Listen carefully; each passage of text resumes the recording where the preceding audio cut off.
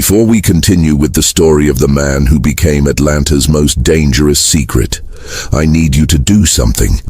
Subscribe to this channel, hit that notification bell, and comment below what state or city you're listening from.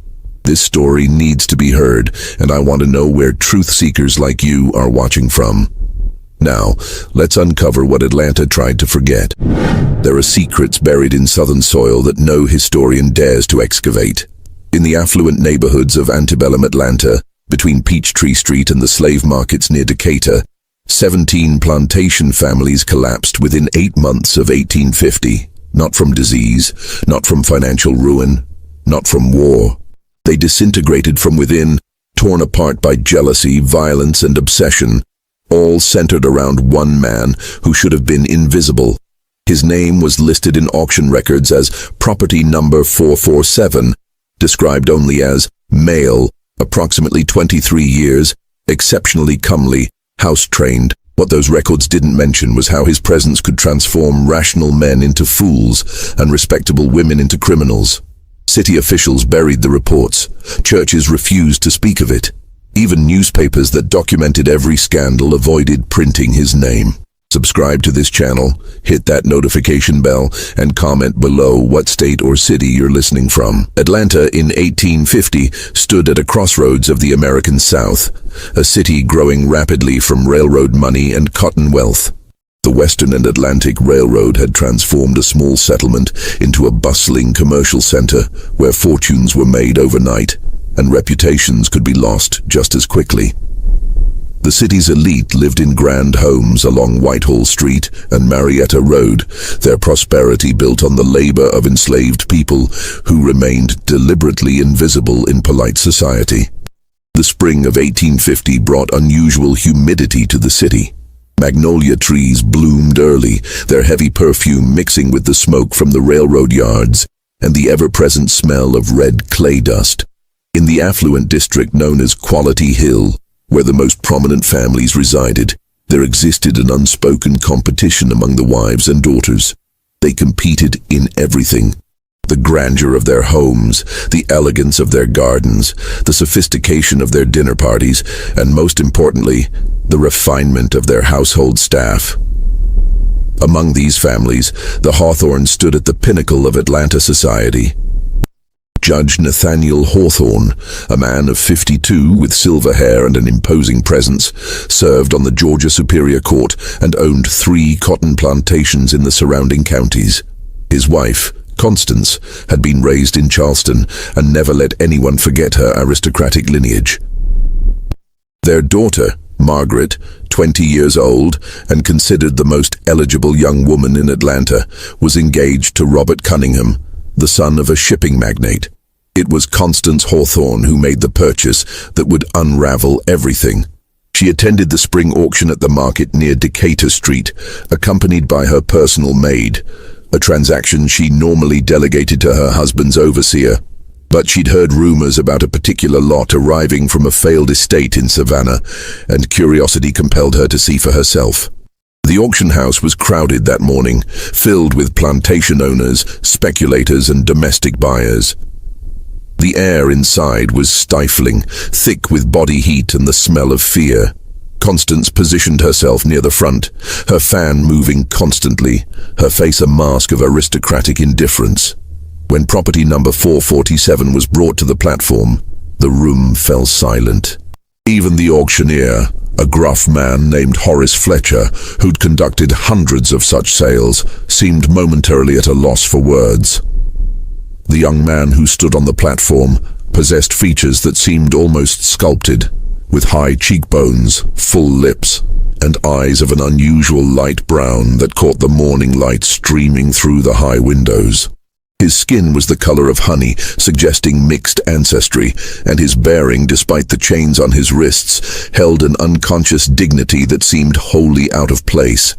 House-trained, Fletcher announced, recovering his professional demeanor, literate, trained in service at the Beaumont estate. No history of rebellion or flight. Starting bid at $800. The bidding began immediately and escalated rapidly. Constance found herself competing against 3 other buyers, including Rebecca Sutherland, her closest rival in social matters. The price climbed past $1,200, then $1,500. When it reached $2,000, an extraordinary sum for a male house servant, only Constance and Rebecca remained. At $2,300, Rebecca's husband placed a restraining hand on her arm. She subsided with obvious reluctance, her face flushed with frustration and something else Constance couldn't quite name. "Sold to Mrs. Hawthorne," Fletcher declared, bringing down his gavel. As Constance completed the paperwork, Rebecca approached her with a tight smile. "You've made quite an investment, Constance.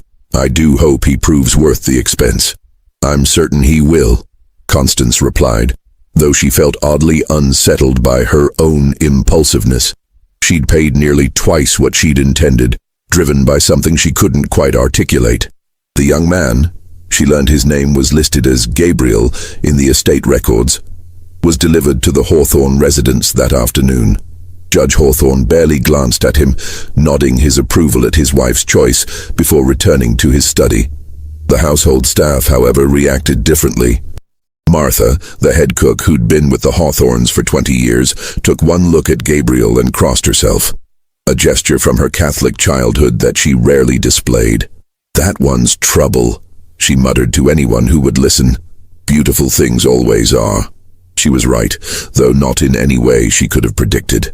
Gabriel's first weeks in the Hawthorne household passed with deceptive calm. He was assigned to serve at dinner and assist with receiving guests, tasks he performed with quiet efficiency. Judge Hawthorne praised his bearing. Constance congratulated herself on her excellent judgment.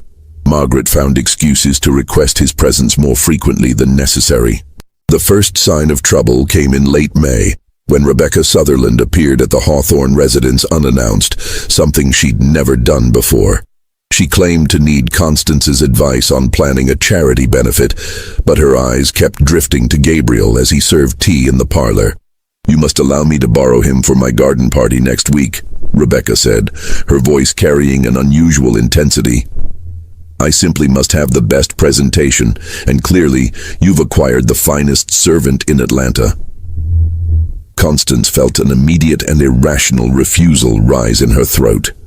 "I'm afraid that won't be possible. Gabriel is still learning our household routines." Rebecca's smile didn't reach her eyes. "Of course, how thoughtless of me to ask." But she visited 3 more times that week, each time with increasingly transparent excuses. The situation escalated in June, when Caroline Pembroke, a wealthy widow known for her respectable demeanor and charitable works, called on the Hawthornes. Unlike Rebecca's barely concealed fascination, Caroline's approach was more subtle. She engaged Gabriel in conversation while he served, asking about his education, his experiences, his thoughts on literature. Her interest seemed intellectual, almost maternal, but there was something desperate in the way she manufactured reasons to visit. "I've never met a servant who could discuss Shakespeare," she told Constance over tea. "Where did you say he received his education?" The Beaumont estate had a rather unusual approach to their household staff, Constance replied carefully, though she knew little of Gabriel's actual history.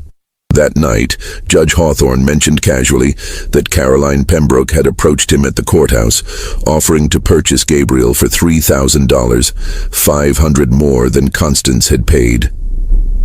"I told her he wasn't for sale, of course," the judge said, puzzled. Odd behavior from such a sensible woman. It was Margaret who first articulated what no one wanted to acknowledge. She cornered her mother in the morning room, her face flushed with anger and confusion. "Every woman who visits this house is here to see him, Mother. They pretend it's social calls, but they can barely tear their eyes away. It's unseemly. It's obscene." Constance wanted to deny it, but she'd noticed the same thing. More troubling, she'd noticed her own behavior changing. She found herself requesting Gabriel's presence for tasks that could have been performed by other servants. She'd caught herself studying his face when she thought no one was watching, cataloguing the precise curve of his jawline, the way light caught in his eyes. "It's his appearance," Constance said weakly. "Some people have unusually handsome features. It means nothing." But she was wrong. It meant everything. By July, the situation had become impossible to ignore. The Hawthorne residence received more visitors in 6 weeks than in the previous 6 months. Women who'd never been particularly friendly with Constance suddenly became devoted callers. Tea parties were scheduled with unusual frequency. Even women from prominent families who normally avoided socializing with those they considered beneath their station found reasons to visit. Judge Hawthorne grew increasingly irritated by the constant traffic through his home. "This house has become a salon," he complained. "What's causing this sudden popularity?" Constance couldn't tell him. How could she explain that Atlanta's most respectable women were behaving like schoolgirls all over a servant? How could she admit that she understood their fascination because she felt it herself? The real crisis began on a Thursday evening in late July when the Hawthornes hosted a dinner party for 12 guests. Gabriel served alongside 2 other house servants, moving efficiently between the table and the kitchen. Constance noticed several women watching him with undisguised interest, but one guest's behavior stood out. Elizabeth Crane, wife of a prominent banker, could barely focus on conversation. Her eyes followed Gabriel constantly, her food largely untouched. During the dessert course, Elizabeth excused herself, claiming she needed air. 15 minutes passed. When Constance went to check on her, she found Elizabeth in the hallway near the servants' quarters, her face red, breathing hard, blocking Gabriel's path back to the kitchen. "Mrs. Crane," Constance said sharply, "are you unwell?" Elizabeth turned, her expression wild, desperate. I was looking for the powder room. In the servants' hall. How unusual." The next morning, Elizabeth's husband appeared at the Hawthorne residence, his face rigid with humiliation. "My wife has confessed something deeply disturbing," he said to Judge Hawthorne in the privacy of his study. She claims your servant has been making improper advances toward her." Judge Hawthorne summoned Gabriel immediately. The young man stood before them, his face calm but wary. "Sir, I have made no advances toward anyone. I've performed my duties with propriety. My wife insists otherwise," Crane said, his voice shaking. "She's prepared to make a formal complaint." The judge's face darkened. "Mr. Crane, I find it curious that your wife would make such an accusation given that she was found lurking in my servants' quarters last night. My wife witnessed the entire incident." Crane's anger deflated into shame. "Elizabeth has been unwell lately. Perhaps we should forget this matter." But the matter couldn't be forgotten, because Elizabeth Crane wasn't the only woman whose behavior had become erratic. Just when we thought we'd seen it all, the horror in Atlanta intensifies. If this story is giving you chills, share this video with a friend who loves dark mysteries, hit that like button to support our content, and don't forget to subscribe to never miss stories like this. Let's discover together what happens next. The incident with Elizabeth Crane should have been a warning, but instead, it accelerated the madness. Within days, 2 more women from prominent families approached Judge Hawthorne with offers to purchase Gabriel, each offer higher than the last. The judge refused all of them, growing increasingly disturbed by the pattern. "Something isn't right," he told Constance. "These are respectable women, wives and mothers, behaving like... I don't even know what to call it." Constance knew exactly what to call it, but saying it aloud would mean admitting her own growing obsession. She'd begun waking in the middle of the night, her thoughts consumed with Gabriel's presence in her household. She found excuses to be near him, to hear his voice, to watch the way he moved. The rational part of her mind recognized the insanity of it, but rationality seemed powerless against whatever force had taken hold.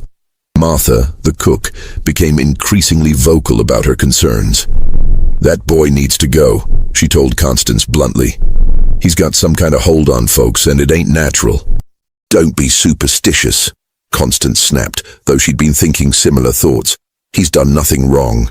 "Maybe not on purpose," Martha conceded, "but wrong's being done all the same.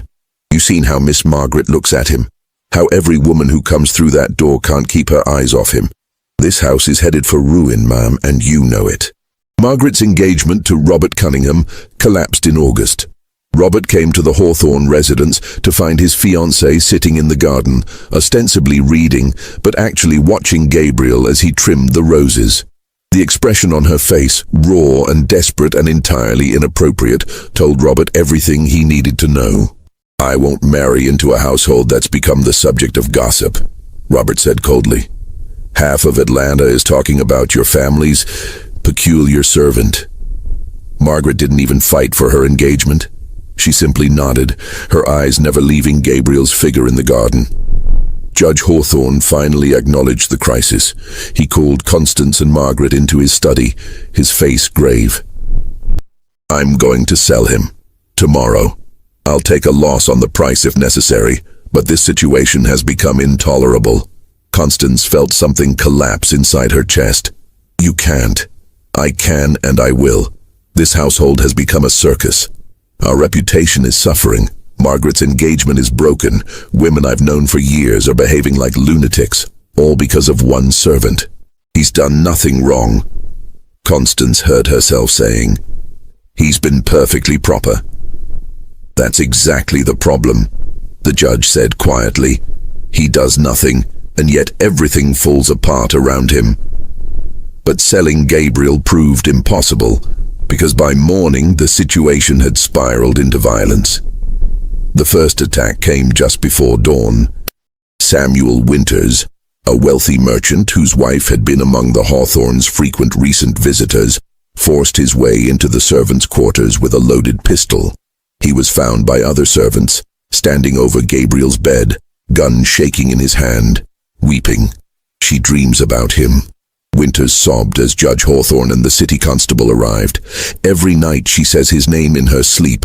My wife of 20 years has become a stranger." Gabriel hadn't been harmed, but the incident sent shockwaves through Atlanta's elite community. The constable, Tom Bridger, a practical man who'd seen his share of domestic disputes, found himself baffled by the case. "I can't arrest a man for sleeping in his own bed," he told Judge Hawthorne. But Winters isn't wrong about the effect this servant is having on people.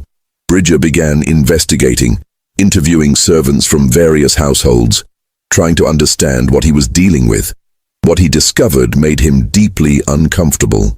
"Every family that's had extended contact with your servant has experienced disruption," Bridger reported. "The Pendletons, their daughter ran away from home last week, left a note saying she couldn't bear to marry her intended when her heart belonged to someone impossible. The Ashtons, Mrs. Ashton attempted to visit your residence 12 times in 2 weeks. Her husband has her under watch now, thinks she's lost her mind. The Merriweathers, their marriage is collapsing, and both husband and wife blame each other for being too familiar with your household."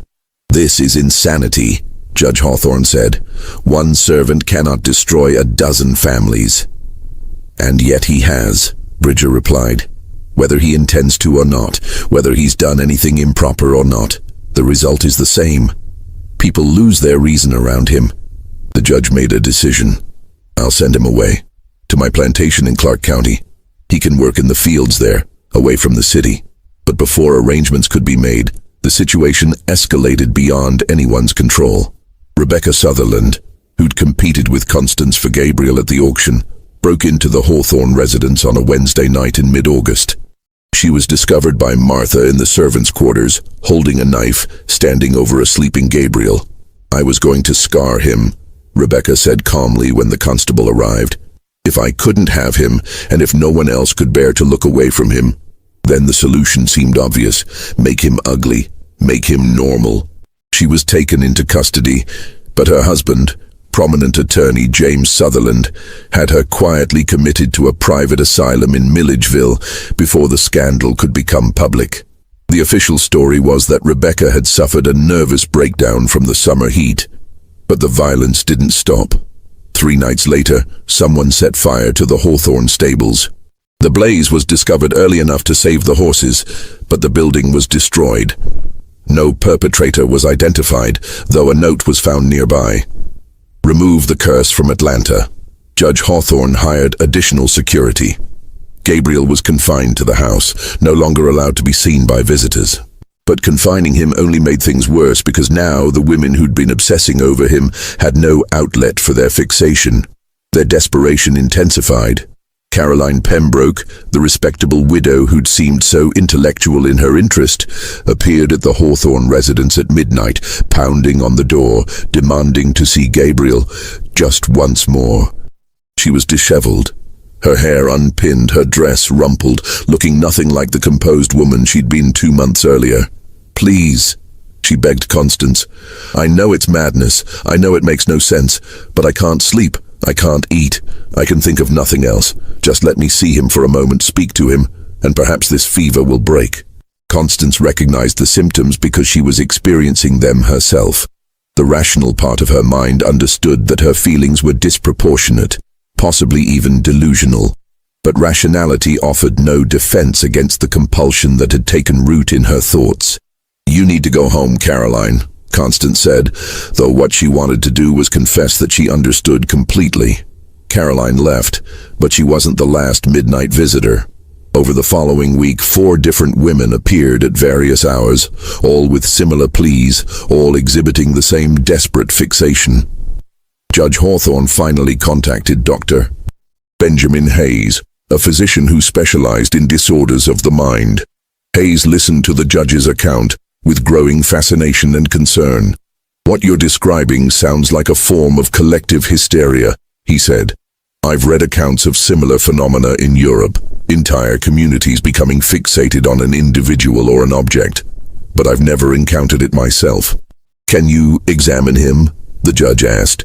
"Determine if there's something wrong with him?" Hayes interviewed Gabriel extensively. He examined him physically.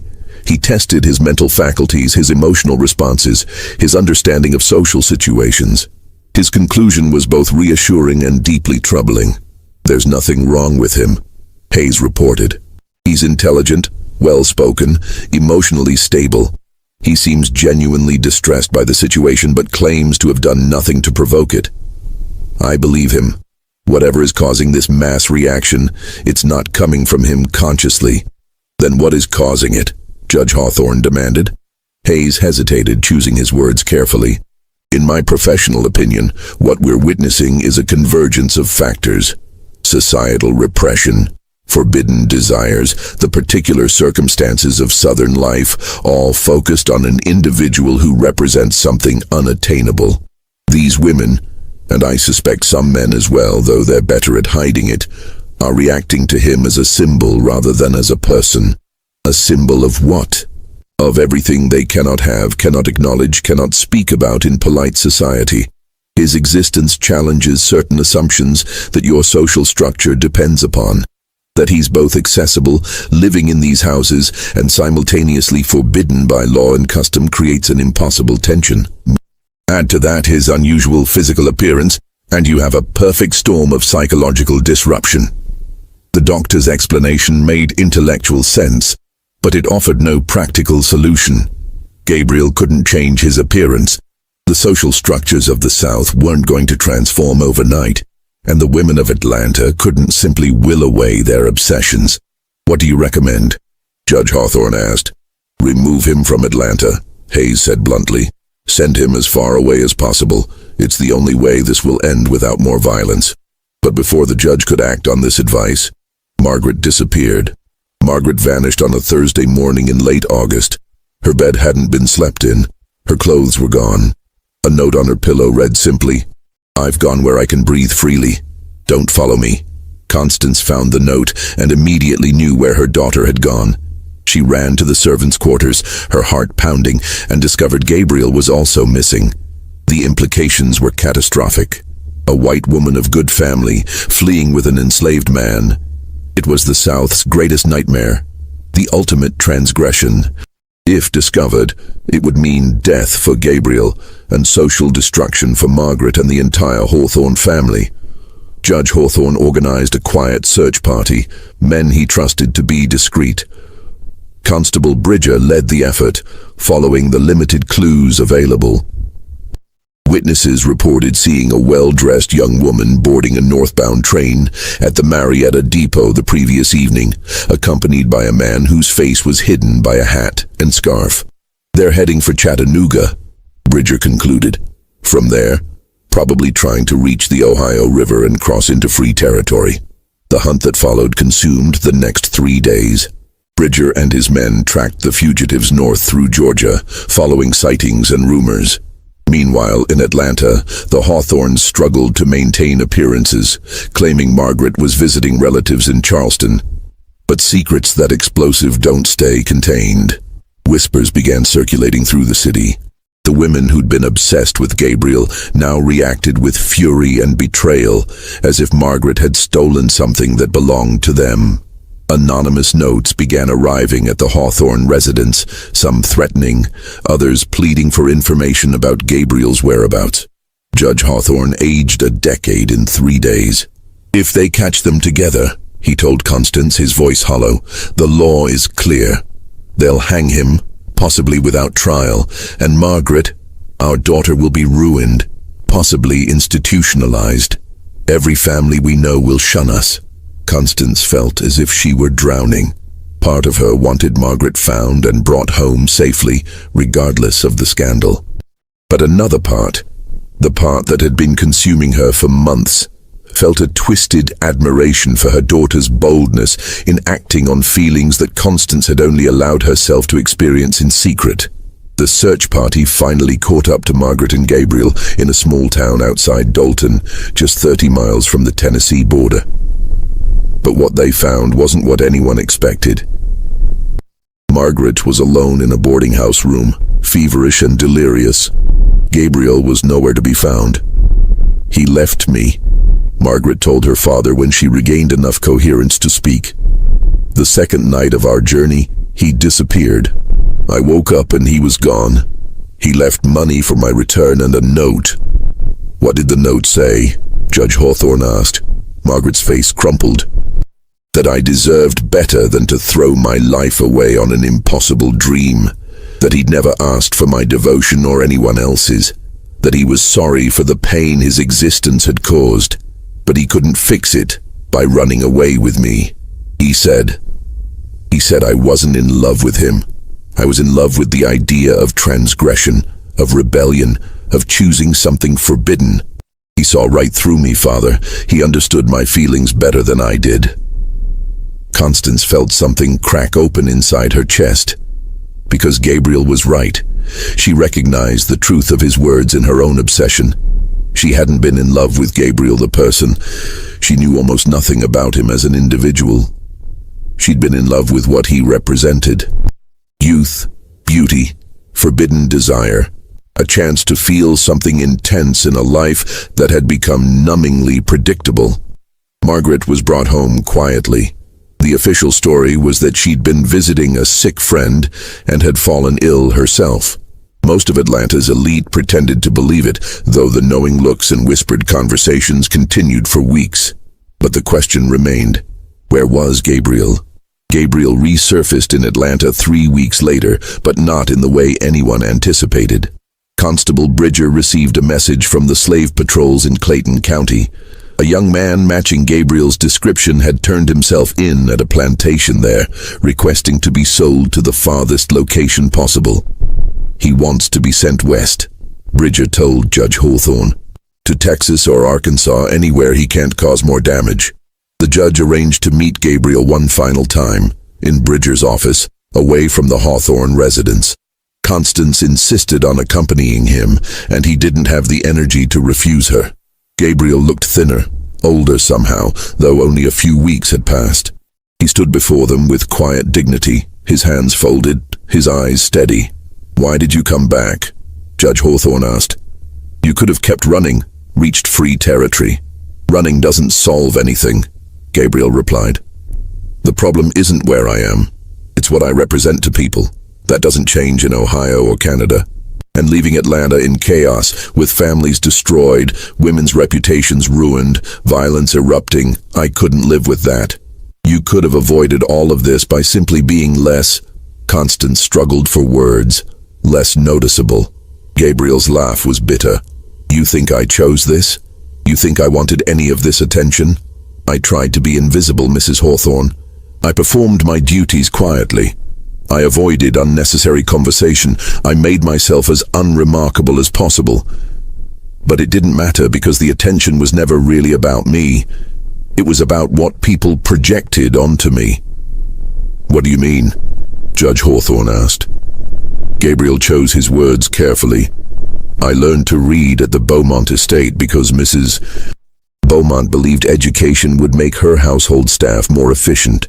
She taught several of us. One book I read was about Greek myths, stories about mortals who were cursed by the gods to be irresistibly beautiful. Those stories always ended in tragedy. Not because the beautiful person did anything wrong, but because people couldn't control their reactions to them. I used to think those stories were metaphors. Now I know they were warnings." He paused, his expression pained. "These women in Atlanta, they don't see me as a person. They see a fantasy, a symbol of forbidden desire, a way to feel alive in lives that society has made suffocating. Mrs. Sutherland wanted to scar me because she understood that. If I was ugly, I'd become human again, just another servant. But being beautiful in the wrong context, in a place where I'm simultaneously visible and forbidden, it makes me a target for every repressed feeling, every unspoken desire, every rebellion that can't be named." Constance felt tears on her face. He was right. She'd never thought about his preferences, his desires, his humanity. She'd been so consumed with her own feelings that she'd never considered what it must be like to be the object of such unwanted obsession. "I'm sorry," she whispered. "We treated you like a possession, not a person." "You purchased me at an auction, Mom," Gabriel said quietly. "That's what I am in the eyes of the law, a possession. The tragedy isn't that you treated me as one. It's that my existence challenged that definition in ways no one knew how to handle." Judge Hawthorne cleared his throat, visibly uncomfortable. "I've arranged for your sale to a cotton plantation in Polk County, in the northwest part of the state. It's remote, far from Atlanta. You'll work in the fields there, away from situations like this." Before Gabriel could respond, the door to Bridger's office burst open. Martha, the Hawthorne's cook, stood in the doorway, breathing hard from running. "Judge, you need to come quickly. Miss Margaret has locked herself in her room, and she's saying terrible things about not wanting to live if—" She stopped abruptly, seeing Gabriel. The judge's face went pale. "Constable, keep him here. I'll return within the hour." He rushed out with Martha, leaving Constance alone with Gabriel and Bridger. The silence stretched uncomfortably. Bridger busied himself with paperwork, trying to give them privacy while maintaining his duty to watch Gabriel. Constance found herself studying Gabriel's face, trying to see past the beauty that had caused so much destruction, trying to find the person underneath. "May I ask you something?" she said finally. "In all of this chaos, all these women obsessing over you, did any of them ever simply ask you about yourself? Your thoughts, your hopes, what you wanted from life?" Gabriel met her eyes. Mrs. Pembroke came closest. She asked about books I'd read, ideas I had about philosophy. For a moment, I thought she saw me as a thinking person. But then I realized she was collecting pieces of me like curiosities, things that made me more interesting to fantasize about. She didn't want to know me. She wanted to possess an exotic conversation partner. "And Margaret, my daughter?" Gabriel's expression softened slightly. "Miss Margaret is young. She mistook rebellion for love, transgression for genuine feeling. When we were traveling, she talked constantly about the life we'd build together, the scandal we'd cause, how romantic it would be. She never once asked me if I wanted any of that. She was writing her own story, and I was just a character in it, not a collaborator." "Why did you leave her?" "Because I've seen where that story ends. I've heard of other cases, men like me who ran away with white women. They never make it far. They're caught, and the man is killed, sometimes burned alive or hanged without trial. The woman is institutionalized or hidden away in shame. I couldn't let Miss Margaret destroy her life for a fantasy. She deserves a real future, not martyrdom for a cause she doesn't truly understand." Constance wiped her eyes with a handkerchief. "You're wiser than any of us gave you credit for. Survival requires wisdom, ma'am. People like me can't afford the luxury of foolishness." Judge Hawthorne returned 40 minutes later, looking haggard. Margaret had been sedated by Dr. Hayes and was now resting under careful watch. "She'll recover," the judge said, though he didn't sound convinced. "Hayes says it's a kind of fever that will pass with time and distance." He turned to Gabriel with an expression mixing regret and determination. "The sale is arranged for tomorrow morning. You'll be transported under guard to Polk County. I've instructed the buyer to keep your presence discreet. No household service. Strictly field work where you'll have minimal contact with anyone beyond other field hands." "I understand, sir." "There's one more matter," the judge continued. "Several men in Atlanta are calling for harsher measures. They claim you've bewitched their wives, corrupted their daughters. Constable Bridger has arranged for you to be held in a secure location tonight, away from the jail where they might find you." Gabriel nodded acceptance of his fate with a calmness that made Constance's heart ache. He was so young, perhaps 23 or 24, and yet he spoke and acted with the resignation of someone far older, someone who'd learned long ago that fighting against his circumstances was futile. "One question," Bridger interjected. "The Beaumont estate, where you came from originally, why did they sell you?" Gabriel's smile was sad. "For the same reasons you're sending me away. I'd been at Beaumont for 3 years. The mistress who educated me died, and her daughters began competing for my attention. The master's wife became distant and cold to her husband. 2 engagements in the household were broken.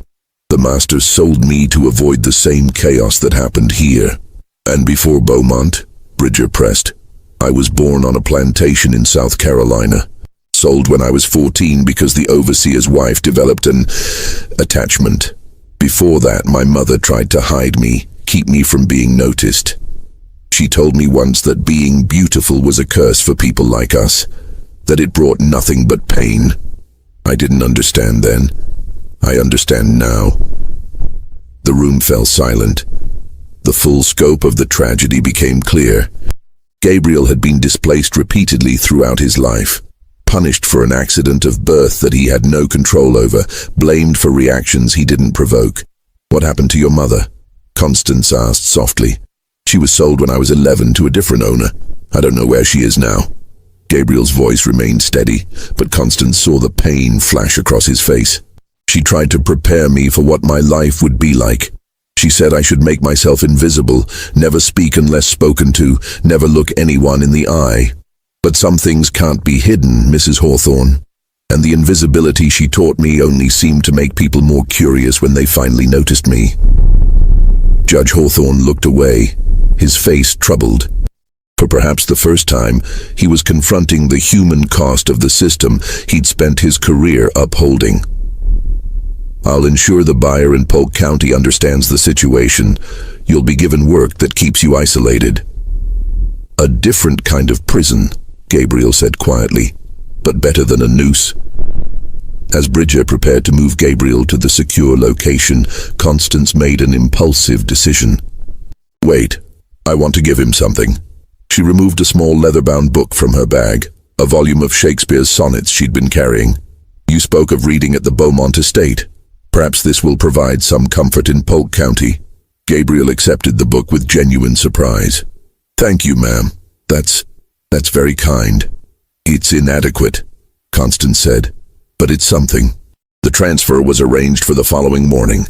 Gabriel would be taken by armed escort to his new location, far from Atlanta, far from the chaos he'd unwittingly created. But that night, Atlanta's carefully maintained facade finally cracked completely. The violence came from an unexpected source. Thomas Pendleton, the father whose daughter had run away rather than marry her intended, had been quietly descending into rage for weeks. He blamed Gabriel for his daughter's rebellion, for the disruption of his family, for the humiliation he'd endured. He'd been drinking steadily since the scandal broke, nursing his grievances, working himself into a fury. His daughter, Sarah, had been found 3 days after running away, working as a seamstress in Marietta under an assumed name.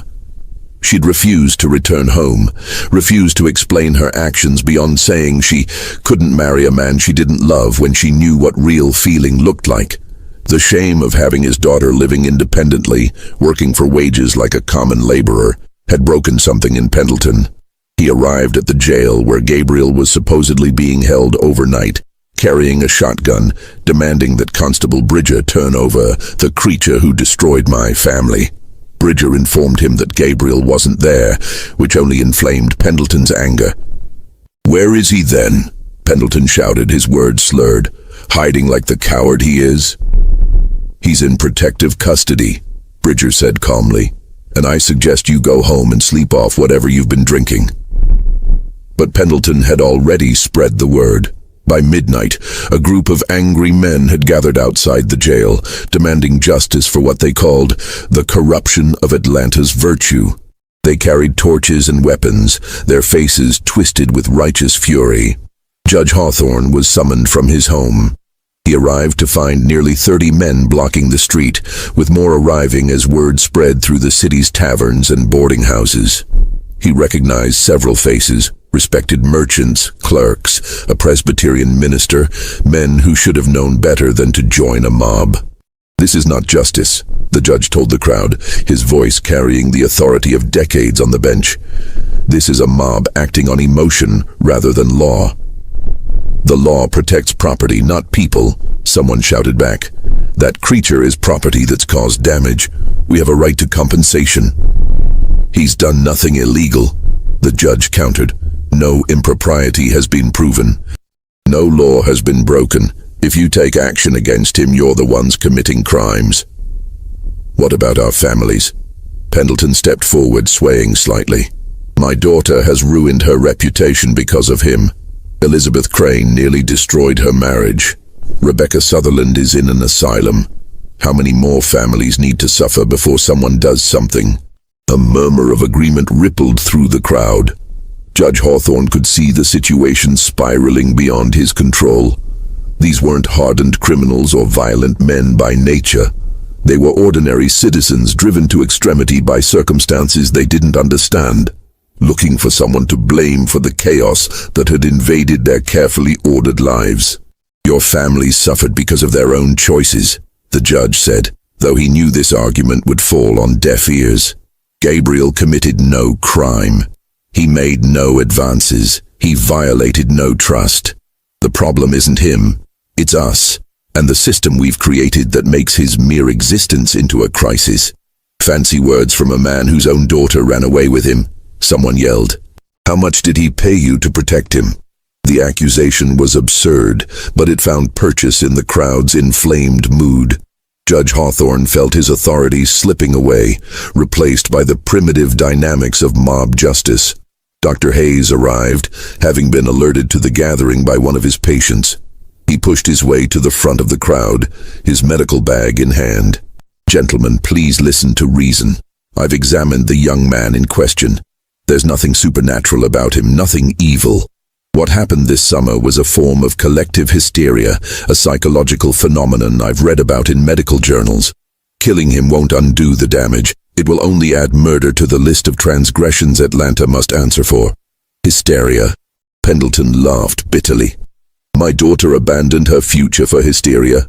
My wife cries herself to sleep every night because of hysteria." "Yes," Hayes said bluntly. "That's exactly what I'm saying. Your daughter is young and impressionable, caught up in romantic notions of forbidden love. Your wife is grieving the loss of who she thought her daughter would become. Those are real pains, but they're not Gabriel's fault. He's as much a victim of this situation as anyone." "A victim?" Another voice rose from the crowd. "He lives in fine houses, eats good food, doesn't break his back in the fields. Some victim." Hayes tried to respond, but his words were drowned out by angry shouts. The crowd was growing larger and more agitated, feeding off each other's anger. Judge Hawthorne made a decision. He turned to Bridger and spoke quietly. "Get word to wherever Gabriel is hidden. Tell them to move him again. Now. Don't wait for morning." Bridger nodded and disappeared into the jail, emerging moments later from a back entrance. The crowd didn't notice his departure, too focused on their confrontation with the judge. The standoff lasted hours. Several of Atlanta's more level-headed citizens arrived as word spread. Ministers, business owners, even Judge Hawthorne's colleague from the bench, Judge Samuel Webster. They worked the crowd, pulling individuals aside, reasoning with them, pointing out that violence would only create more scandal, more problems, more shame for the city. Gradually, as the night wore on and sobriety began returning to some of the men, the crowd's energy dissipated. Pendleton was taken home by his brother, still muttering threats. The minister convinced several men that Christian principles demanded mercy, not vengeance. Others simply grew tired and cold as the temperature dropped. By dawn, only a handful remained, and these were dispersed by the arrival of a group of militia volunteers summoned by Judge Webster. The immediate crisis had passed, but everyone knew the underlying tensions remained unresolved. Gabriel had been moved to a farmhouse 15 miles outside Atlanta, owned by a Quaker family who occasionally helped fugitives reach free territory. The irony wasn't lost on Judge Hawthorne, using abolition sympathizers to protect a man who would be sold further into slavery.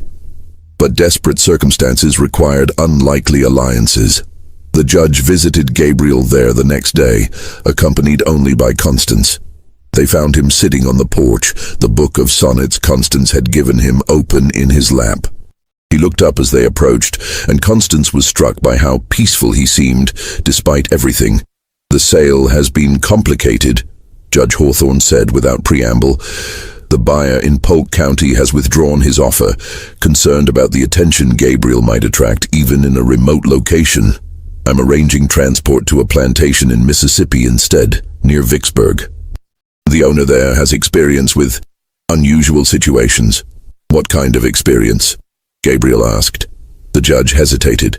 "He maintains several properties, including one where he sends enslaved workers who need to be kept separate from the general population for various reasons. Troublemakers, valuable artisans he wants protected, individuals with specialized skills. You'll be housed alone, given work that requires minimal interaction with others. Solitary confinement," Gabriel said. "A life sentence of loneliness." "It's the best I can do," the judge said, and there was genuine regret in his voice. "The alternative is to sell you at public auction, and after what's happened, I fear what some buyers might do with you. At least this arrangement offers safety."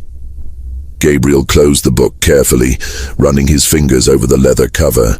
"I appreciate your efforts, Judge Hawthorne, truly. You didn't have to protect me. Many wouldn't have. I'm not protecting you out of kindness," the judge said bluntly. "I'm protecting my city from its own worst impulses. If that mob had succeeded in finding you, Atlanta's reputation would have been destroyed. We would have become known as the place where civilized society broke down over a single servant." "And yet, society did break down," Gabriel observed. "The mob, the hysteria, the destruction of families, that all happened regardless of what happens to me." The judge had no response to that truth. Constance spoke up. "What will you do, in Mississippi, I mean? How will you survive years of isolation?" Gabriel held up the book.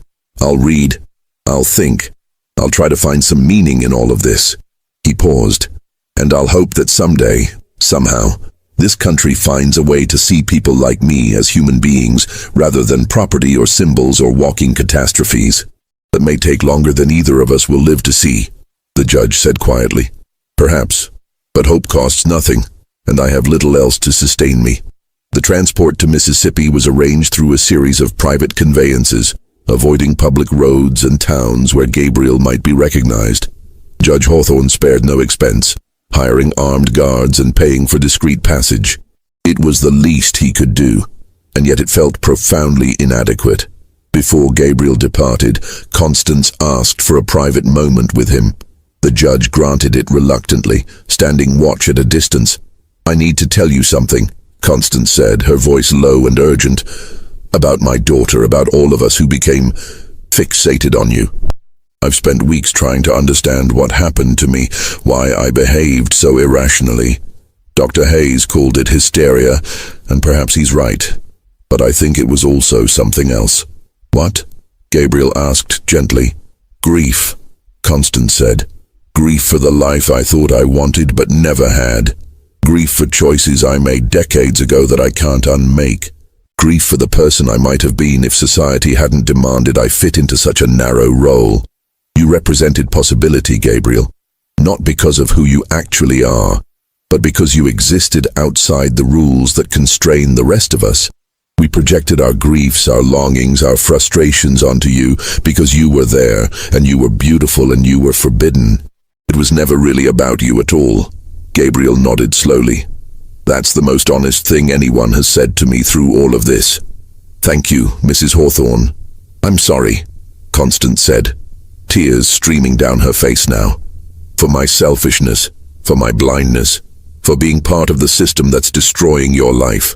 I wish I could do more than apologize. Your apology means more than you know, Gabriel said. Most people never acknowledge the humanity of those they've wronged. You have. That's something. They parted there, Constance watching as Gabriel was led to the covered wagon that would take him away from Atlanta forever.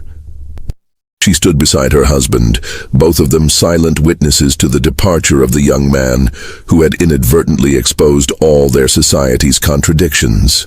The aftermath in Atlanta was profound, but largely unspoken. The city's newspapers, which had maintained their silence throughout the crisis, continued to avoid any mention of the events. But in private conversations, in whispered exchanges at church socials and ladies' tea parties, the story spread and morphed, becoming legend and cautionary tale. Rebecca Sutherland remained in the asylum in Milledgeville.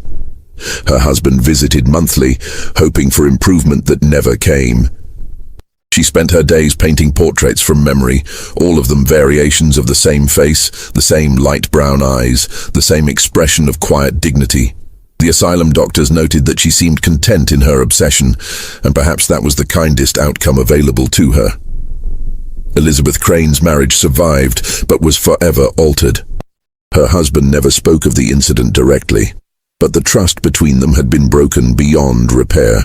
They maintained appearances for society, but servants reported that they lived essentially separate lives within the same house, communicating through notes and intermediaries. Elizabeth grew thin and pale, aging rapidly, as if the passion that had briefly consumed her had burned away something essential. Caroline Pembroke did move to Savannah, where she opened a small school for girls.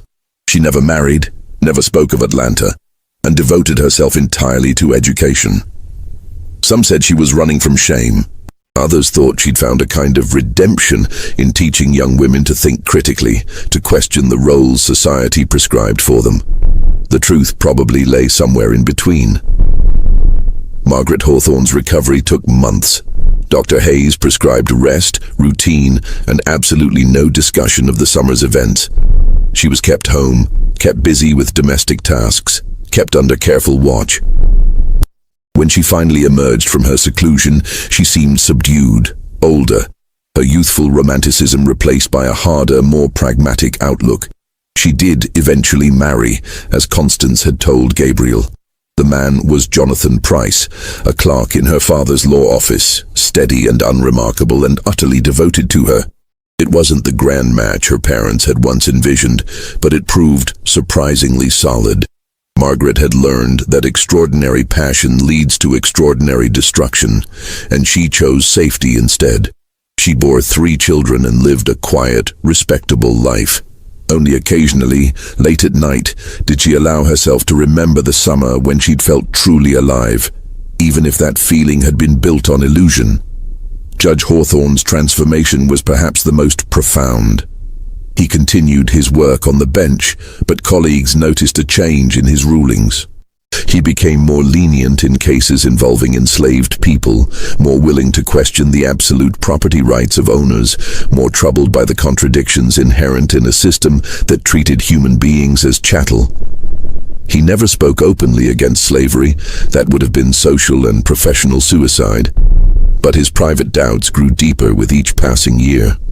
He and Constance grew closer through the crisis, their relationship deepening in unexpected ways.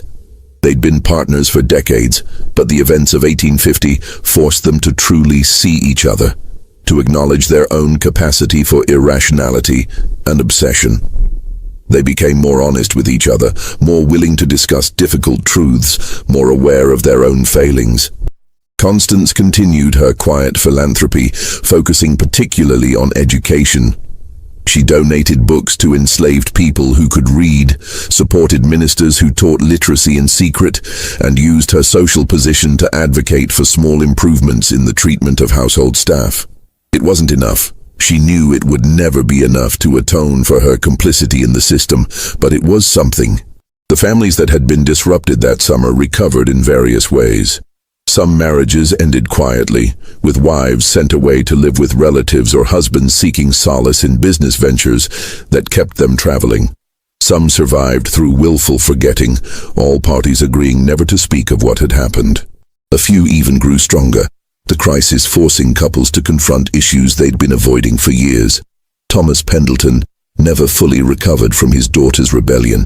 Sarah remained in Marietta, building an independent life that scandalized her family. She eventually married a schoolteacher, a match far beneath her former station, and lived happily by all accounts. Pendleton drank increasingly, his business suffering, his reputation declining. He died 5 years later, and there were whispers that he'd taken his own life, though the official cause was listed as a fall from his horse. As for Gabriel, his fate became a matter of speculation and rumor. Some claimed he'd escaped during the transport to Mississippi and made his way north to freedom. Others said he died within a year, succumbing to disease or accident on the remote plantation. A few insisted he'd been sold again, passed from owner to owner, his unusual appearance continuing to cause disruption wherever he went. The truth, as documented in plantation records that surfaced decades later, was more mundane and more tragic. Gabriel had indeed arrived at the Mississippi plantation. He'd been housed alone, given work maintaining the property's extensive gardens, and lived in isolation as promised.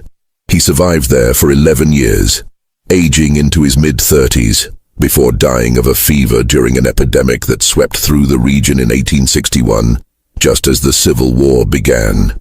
Among his few possessions was the book of sonnets Constance had given him, its pages worn from repeated reading. Tucked inside was a single sheet of paper on which he'd written his own thoughts, a kind of reflection on his life. The overseer who found it couldn't read well enough to understand its significance, and it was eventually lost, though one phrase was reportedly copied into the estate records. Beauty is a prison when the world cannot see past it to find the soul within. The official records of the summer of 1850 remain notably sparse. The newspapers that usually documented every social scandal stayed strangely quiet about the series of disruptions that rocked Atlanta's elite families. Church records from that period make veiled references to moral testing and trials of faith, but nothing specific.